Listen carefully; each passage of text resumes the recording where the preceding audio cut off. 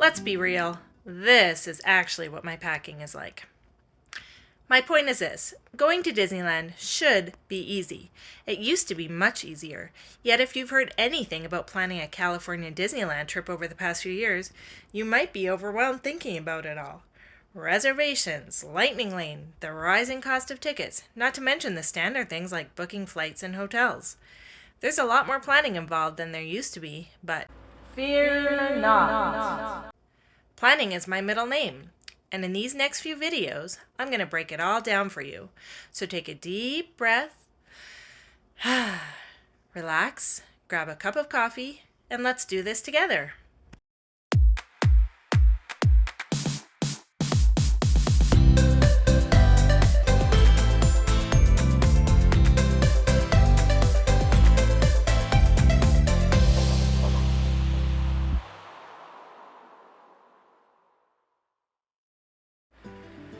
Prior to 2017, I hadn't been to Disneyland since I was about 3 years old.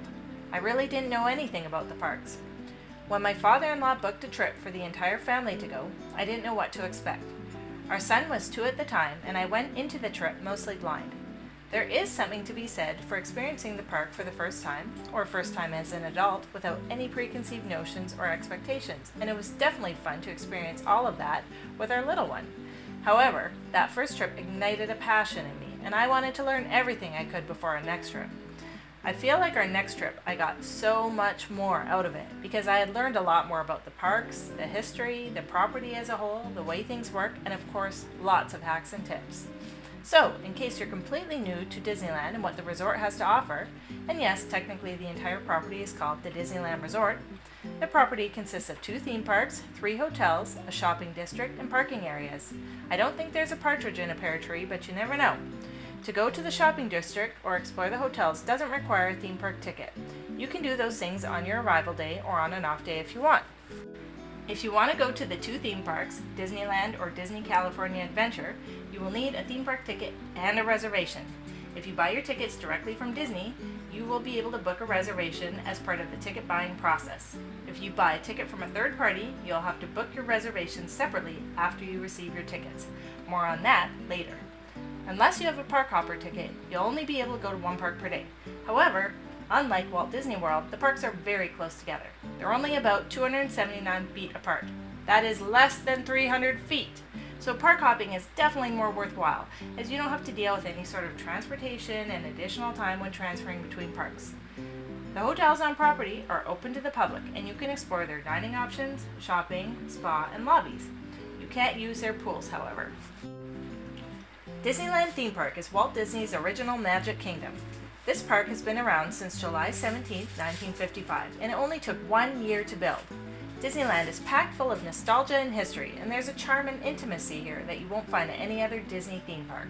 There are 9 lands in this park, and yes, I'm counting Main Street as a land, and you're going to want to give yourself at least 2 days to spend here. If you have any Star Wars fans in your group, this is going to be a highlight, as there's an entire land dedicated to Star Wars. Of course, there are also all the princesses, classic Disney characters, and other sorts of adventures in this park as well. Little kids will love Fantasyland and Toontown. Thrill seekers will love Space Mountain, the Matterhorn, Big Thunder Mountain, Indiana Jones Adventure, and Tiana's Bayou Adventure when it opens later this year. Rise of the Resistance is fun for everyone, even non-Star Wars fans.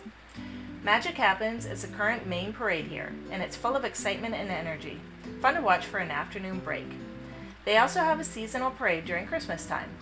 The fireworks shows vary by season, but they're always special to see at least once. Fantasmic has been a highlight for many families for years, and it's a favorite every night. Check the calendar for your trip days to make sure that you're aware of the schedule so that you avoid disappointment if something isn't scheduled during your visit. The park closes at midnight during peak times of the year and 10 p.m. when it isn't peak season. There are also early park closures on special event nights. Disney California Adventure, also known as DCA, was built in 2001 in the parking lot area of the original Disneyland Park. It went through an extensive refurbishment/retheming in 2012, and part of Paradise Pier was reimagined in 2018 to become Pixar Pier. It consists of 8 lands, again counting Buena Vista Street, equal to Main Street at Disneyland, as a land. There's something for everyone here, especially for the Marvel fan and Pixar fan. There are many rides and characters to meet here based on Pixar films, and there's an entire land dedicated to the Avengers, with plenty of Avengers to meet who might even try to recruit you. Cars Land is a can't-miss experience. Guardians of the Galaxy Mission Breakout, Grizzly River Run, Goofy Sky School, and the Incredicoaster are good for some thrills. Mater's Junkyard Jamboree is maybe the most fun, can't help but laugh ride, and the rides around Pixar Pier and Paradise Gardens, like Toy Story Midway Mania, Emotional Whirlwind, and The Little Mermaid, are fun for all ages.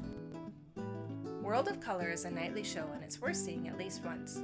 They have different versions at different times of the year or events, so it isn't always the same, but it is for long periods of time. They have a parade running now for Pixar Fest, but it isn't permanent as the festival ends in August. They also have a Halloween parade during the Halloween season. There are lots of entertainment options in the various lands as well. For example, Phil Her Magic, Turtle Talk with Crush, and the Disney Junior Dance Party for little kids are in Hollywoodland. Avengers Campus has a Spider-Man show, Avengers Assemble show, and the Dora Milaje. You can also catch a Guardians of the Galaxy awesome dance-off here. DCA is at least a one-day park, but if you want to see all the shows, ride your favorite rides more than once, and experience some of the extras, you'll want 2 days. They close at 10 p.m. most nights. If you have a park hopper, you can go to Disneyland if it's still open for the last 2 hours of the night. So that's just a general overview of the parks, and hopefully it will lay out a foundation for you as we get into our next video, which will help you decide when you should go. Thanks for watching. Please like and subscribe, and we'll see you in the next one.